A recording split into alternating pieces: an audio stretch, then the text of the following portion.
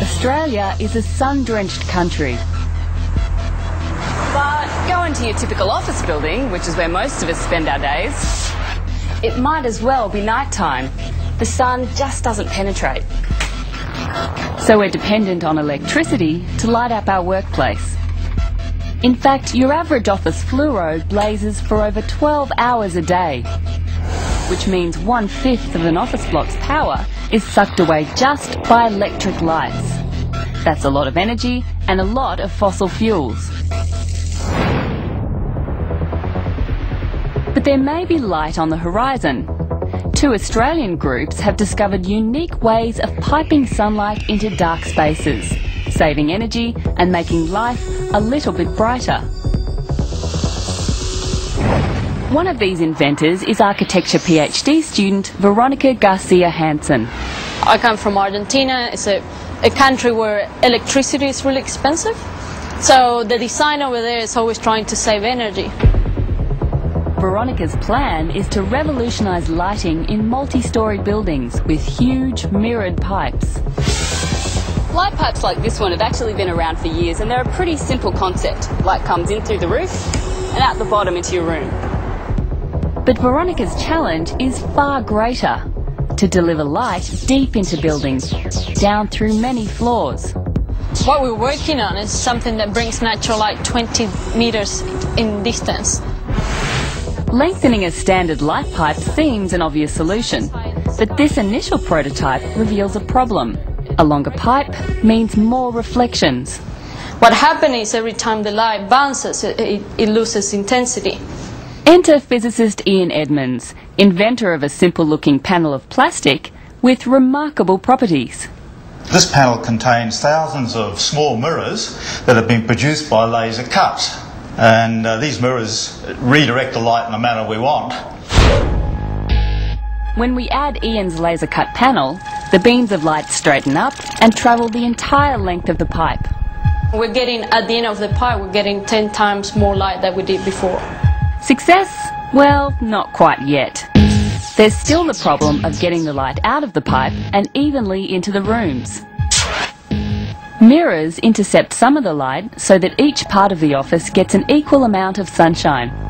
The system of pipes can also be turned vertically. Light comes in at the top of the building, and light meter measurements on the model show that plenty of light can reach up to 5 floors below. Veronica believes her design could reduce an office building's energy consumption by half. Natural light reveals the architecture. You know, you can see it, the spaces are nicer, but also you save energy, and you're creating a lot more healthy environments for people.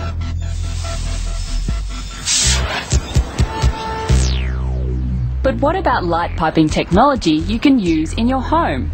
Further south in Sydney, Jim Franklin and his team are about to test a revolutionary idea: trapping sunshine with coloured fluorescent plastic.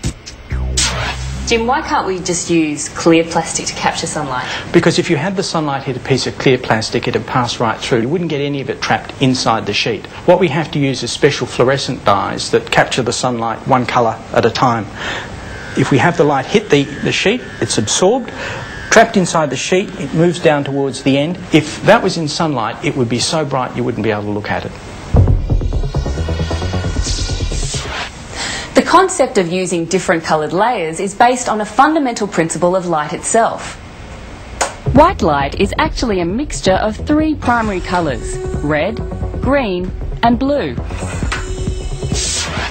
Well, we have collector sheets with fluorescent dyes for red and for green, so you can have them together as a stack. And they sit inside this device here? They do indeed. But what about the blue panel?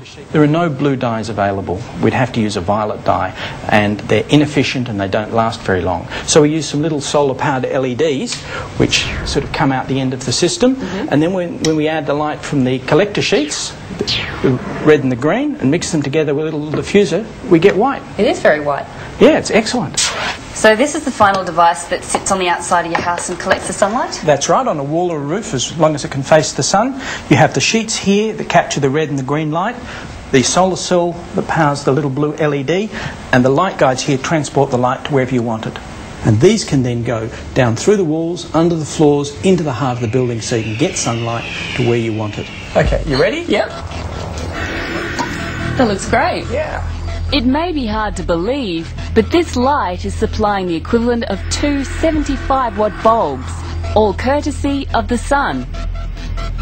I think in the future every house will probably have 2 or 3, even more of these fluorosolar collectors, because it's the only way to get sunlight deep into the heart of the building. It saves a lot of energy, and with global warming that's very, very important.